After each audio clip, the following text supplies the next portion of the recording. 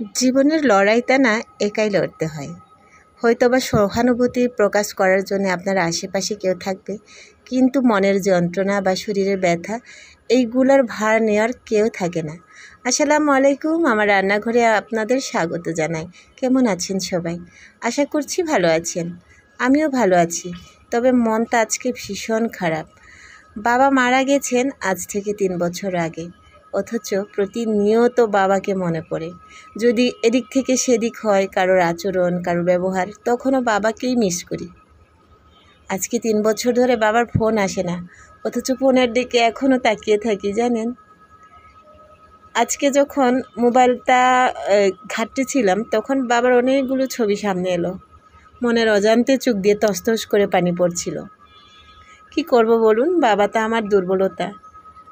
বাবার সব কিছুই মিস করি। সকাল হলে ফোনের দিকে তাকিয়ে থাকি, এখনও তাকিয়ে থাকি, যদি বাবা একটা কল করেন। কিন্তু বাবার কল আসে না আর। তবু বাবাকে মিস করেই যাই প্রতিনিয়ত। আজকে এই রান্নাবান্নাগুলো করছিলাম, আর যে রান্নাটা করছিলাম, এই রান্নাটা আমার বাবার ভীষণ প্রিয়। সে রান্নাটা করতে করতেও বাবাকে মিস করছিলাম।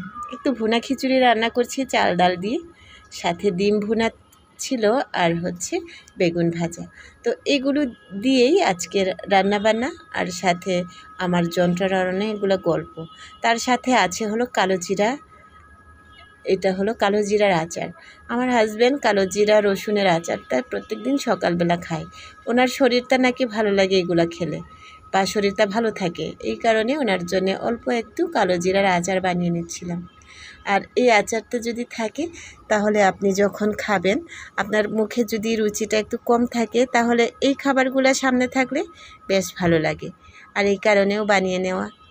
আর এগুলা বানাতে বানাতেই মানে কি বলবো, এমন চিন্তা ভাবনা মাথার মধ্যে এসে যায়, সব কিছু মাঝে মাঝে মনে হয় পাগল পাগল মনে হয় নিজেকে।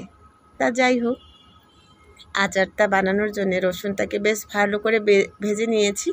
সাথে একটু গোলমরিচের গুঁড়া, জিরার গুঁড়া, হলুদের গুঁড়া, তারপরে পাঁচফোড়নের গুঁড়া, চিলি ফ্লেক্স, এগুলো দিয়ে আচারটা বানিয়ে নিচ্ছি। এখানে তেঁতুল কাঠ দেওয়া যায়, কিন্তু জিজ্ঞাসা করেছিলাম হাজব্যান্ডকে তেঁতুল কাঠ দেবো কিনা, তখন উনি না করে দিয়েছেন। এই কারণে তেঁতুল কাঠটা দিলাম না, পাউডার করা কালো জিরাটা দিয়ে দিচ্ছি সবার শেষে। এই কালো জিরার আচারটা না ভীষণ উপকারী আমাদের শরীরের জন্যে। আমার প্রচুর ঠান্ডার দাঁত আছে, সাইনোসাইটিস, তো দাঁত অ্যালার্জি যাকে বলে। তো এই কালো জিরাতে সকালবেলায় খালি পেটে খাই, আর এখন আগের তুলনায় অনেকাংশে এই সমস্যা থেকে মুক্ত আমি। এই গোলমরিচ, জিরা, তারপরে চিলি ফ্লেক্স, এগুলো বানিয়ে নিচ্ছিলাম আমি আজকে। আমার তো এগুলো খুব প্রয়োজন হয় প্রত্যেকটা সময়ে, এই কারণে এইগুলো রেডি থাকলে যে কোনো সময় চটপট কিছু বানিয়ে নেওয়া যায়। মরিচটা আমি বুটা সহই ফ্লেক্স করে নিচ্ছি। এই মরিচটা যদি ক্রাশ করা থাকে, আপনি তরকারিতে ব্যবহার করতে পারবেন। ভর্তা বাটিতে মরিচ পুরানোর কোনো প্রয়োজন পড়ে না, এগুলো দিয়ে ভর্তাও করা যাবে। তো এইগুলো করে নিলাম। আর জিরাটা ভেজে তারপরে এটাকেও তুলে রাখছি রান্না করার জন্যে।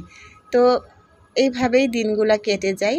অনেকগুলাই রান্না করেছিলাম আজকে, কিন্তু ভিডিওতে ধারণ করাটা আমার সম্ভব হয়নি। কারণ আমার মন মানসিকতা একদম ভালো ছিল না, থেকে মনটা ভীষণ খারাপ হয়ে যাচ্ছিল। এই কারণে ভিডিওটাই করলাম না আজকে। অল্প বিস্তর যা করেছি সেটাই আপনাদের সাথে শেয়ার করলাম। আর এই যে জিরার গুঁড়াটা যদি আপনি এইভাবে ভেজে গুঁড়া করে রাখেন, তাহলে খুবই সুবিধা হয়। আমার এই ছোট্ট ছোট টিপসগুলো আপনাদের সাথে শেয়ার করছি। যদি আপনাদের ভালো লাগে তাহলে জানাবেন। আর এই যে সবগুলো গুঁড়া করে তারপরে এখানে বয়ামজাত করে নিয়েছি। আর এই গোলমরিচের গুঁড়া রাখার জন্য কোনো বয়াম ছিল না, তাই স্টিলের টিফিন বক্সে রেখে দিলাম। তো চলুন, খাইতে খাইতে আজকে চলে যাচ্ছি। সবাই ভালো থাকবেন, সুস্থ থাকবেন। কথা হবে নতুন আরেকটা ভিডিওতে। সেই পর্যন্ত আল্লাহ হাফেজ।